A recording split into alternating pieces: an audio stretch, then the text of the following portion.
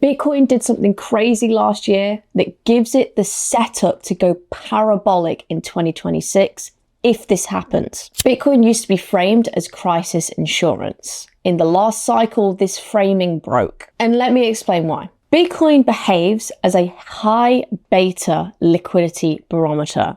Let me explain what that means. It's not a panic hedge. So when liquidity tightens and we're in a quantitative tightening environment, Bitcoin underperforms. But the flip side is true.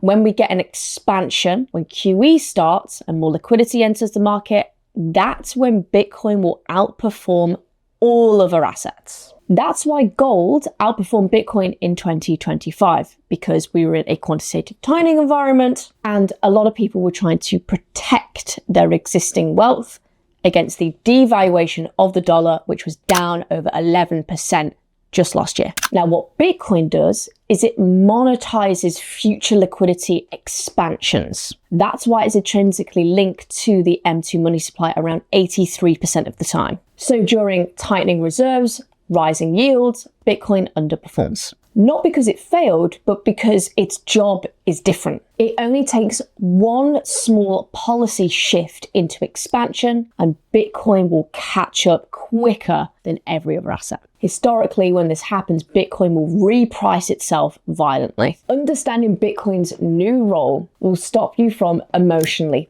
panic selling, but also buying at the wrong time. And you can start positioning yourself strategically. This is how long-term holders continue to accumulate, with those with a short-term mindset lose conviction and panic sell. In our workshop, I will show you how Bitcoin works with liquidity cycles. And this is to teach you how you can be ahead before the next expansion. Comment webinar down below to sign up for a completely free workshop explaining how Bitcoin liquidity cycles work and how you can get ahead before the next big crypto move.